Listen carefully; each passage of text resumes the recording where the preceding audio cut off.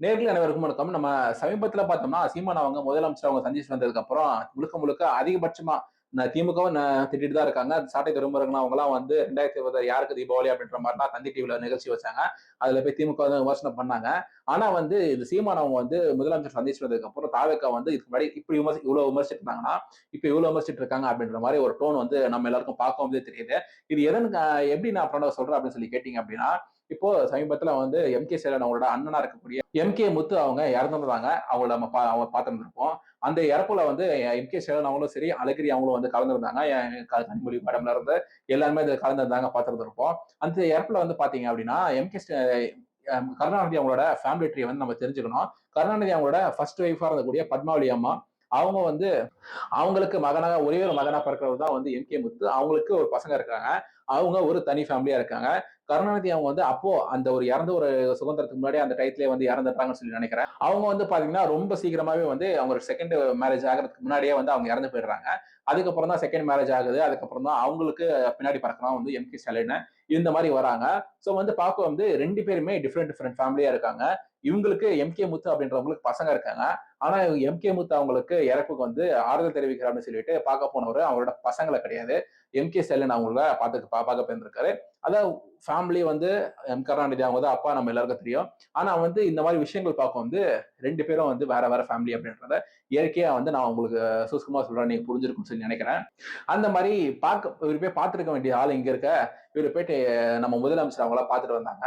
அதுக்கப்புறம் வந்து பார்த்தீங்கன்னா, இயற்கையா வந்து சொல்லணும் அப்படின்னாலே, இதுக்கு முன்னாடி திமுக வந்து திட்டிட்டே இருந்தாங்க. நம்ம எல்லாரும் பார்த்துட்டு இருப்போம். ரொம்ப லோ லெவல்ல வந்து விஜய் அவங்கள வந்து விமர்சனம் பண்றாங்க. ஆனா இந்த சம்பவம் நடந்ததுக்கு அப்புறம் வந்து பார்த்தீங்கன்னா, முழுக்க முழுக்க விஜய் அவங்கள தான் வந்து அட்டாக் பண்ணிட்டு இருக்காங்க. என்.டி.கே. சைடுல இருந்து எல்லாம் அட்டாக் பண்ணிட்டு இருக்காங்க அப்படின்றத நம்ம வந்து இத பார்த்துட்டு தான் இருக்கோம். இது எங்க அப்படின்னு சொல்லி பார்த்தீங்கன்னா, சமீபத்தில ஒரு ஸ்டாண்ட்ஸ் கூட எடுத்தாங்க. அது சீமான் அவங்க வந்து கரூர்ல வந்து ஃபர்ஸ்ட் இந்த ஹாஸ்பிட்டலுக்கு போயிட்டு வந்து சம்பவம் நடந்து 37 பேர் 39 பேர் இறந்ததுக்கு ஹாஸ்பிட்டல் போய் பார்த்துட்டு வந்து ஒரு இன்டர்வியூ கொடுத்தாங்க. அதுல வந்து பாத்தீங்கன்னா பிரஸ் மீட் கொடுத்தாங்க. அதுல வந்து விஜய் அவங்களுக்கும் வந்து இதுல வழி இருக்கதானே செய்யும் அப்படின்ற மாதிரி ஃபர்ஸ்ட் நாள் பிரஸ் மீட் கொடுத்து அதுக்கு அடுத்த நாள்ல வந்து டோன்ஸ் வந்து மாத்திட்டு இருக்காங்க. அது மட்டும் இல்லாம விஜய் அவங்கள வந்து எம்.கே. ஸ்டாலின் அவங்கள சந்திச்சு வந்ததுக்கு அப்புறம் வந்து பாத்தீங்கன்னா, இந்த நரேட்டிவ் அப்படின்றது கம்ப்ளீட்டா மாறிட்டு இருக்கு. ஆனா இதுல வந்து நிறைய விஷயங்கள் நாம் தமிழர் கட்சி வந்து சமீபத்துல செஞ்சுட்டு இருக்கிறது நல்ல விஷயமா நிறைய இருக்கு. இப்ப இந்த போடி நாயக்கனூர், இந்த நாயக்கனூர் அப்படின்ற பேரை வந்து ரிமூவ் பண்ணணும் அப்படின்னு சொல்லிட்டு இந்த ஜிடி நாயுடு பேரை வச்சுட்டு அதுக்கு வந்து ஒரு ஜியோ அதே நாள்ல அதுக்கு 2 நாள்ல பாஸ் பண்ணியிருந்தாங்க. இது வந்து ஜாதி பேர்ல இருக்கணும் அப்படின்னு சொல்லிட்டு அதுக்கு நம்ம ஒரு வீடியோ போட்டிருந்தோம். அதுல என்னென்ன உண்மைகள்லாம் இருக்கு அப்படின்ற அது சேனல்ல போய் செக் அவுட் பண்ணி பாருங்க. சோ இந்த மாதிரி அரசியல் எல்லாம் செய்யறப்போ தமிழ்ல இருக்கக்கூடிய ஜாதி பெயர்களை வந்து எடுத்துட்டு இந்த தமிழ் இல்லாத ஜாதிகளை வந்து நிறைய நிலைநாட்டுறாங்களா அப்படின்ற மாதிரி விஷயங்கள்லாம் சொல்றாங்க. அது நம்ம பார்க்க வந்து இயற்கையா புரிஞ்சுக்க முடியுது. அந்த மாதிரி அரசியல் நிறைய பண்ணிட்டே போயிட்டே இருக்கலாம். ஆனா இந்த மாதிரி இவங்களே அடிச்சு பெரிய அளவுல யூஸ் கிடையாது. இது எப்படி சொல்றேன் அப்படின்னா, இப்ப நம்ம ஒரு எக்ஸாம்ல ஒரு 30 மார்க் எடுத்த எழுதி மார்க்குக்கு எக்ஸாம் எழுதுறோம் அப்படின்னா நமக்கு 29 மார்க் இல்ல 30 மார்க் தான் கிடைக்கும். ஒரு 100 மார்க் எழுதுறோம் அப்படின்னா 100 மார்க் இல்ல 100 மார்க்கு கீழே தான் நமக்கு கிடைக்கும்.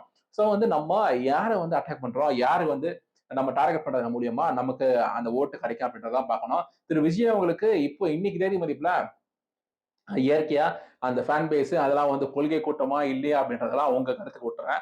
ஆனா இயற்கையா வந்து சர்வேஸ்லாம் நான் போய் கிரவுண்ட்ல எடுத்திருக்கேன். நிறைய நிறுவனங்களுக்கு வேலை செஞ்சிருக்கேன். அதனால இயற்கையா சொல்றேன். இன்னைக்கு சீமான் அவங்களோட ஓட்டு வந்து ஜாஸ்தியா எடுக்கிறாங்க. அப்போ விஜய் அவங்க வந்து டவுன் என்ன பண்றாங்க? வந்து கொள்கை இது இப்படி அப்படின்னு சொல்லிட்டு ஒரு விஷயத்த எடுத்து போறாரு. இப்ப 2024ல பார்த்தோம் அப்படின்னா அண்ணாமலை மாதிரி இல்ல யாரோட பேருமே குறிப்பிடாம மோடி அவங்கள மட்டும் தான் வந்து விமர்சிச்சுட்டு இருந்தாங்க. எடப்பாடி கே பழனிசாமி அவங்க வந்து விமர்சிக்கவே இல்ல. சோ வந்து அவரோட ஸ்டாண்டர்ட வந்து ஹையரா வச்சுக்கிட்டாங்க. யாரோட பேருமே குறிப்பிடாம 2024க்கு அப்புறம் வந்து ராஜ்நாத் சிங் வந்தப்ப நாணயம் வெளியிட்டாங்க. அதை நினைவு கரலாம். அது வேற விஷயம். ஆனா எலெக்ஷன் வரப்போ நெரேட்டிவ் அப்படின்றது பெருசா செட் பண்ணாங்க. ஆனா வந்து இப்போ உங்க நெரேட்டிவ் நம்ம ஒரு நெரேட்டிவ் அப்படின்றது இவங்கள வைக்கலாம். இப்ப வந்து ஆளுங்கட்சியை வச்சுட்டு அந்த ஆளுங்கட்சியை மட்டும் விமர்சிட்டு போனா அந்த நெரேட்டிவ் அப்படின்றது இந்த 100 மார்க் எக்ஸாம் எழுதுற மாதிரி இருக்கும். ஆனா வந்து இப்போ இவங்கள வந்து ஒரு 10% வாக்கு எடுக்கிறாங்க அப்படின்னா ஒரு 10 மார்க்குக்கே நீங்க ஏன் எக்ஸாம் எழுதிட்டே இருக்கீங்க அப்படின்றதுதான் என்னோட கருத்தா இருக்கு.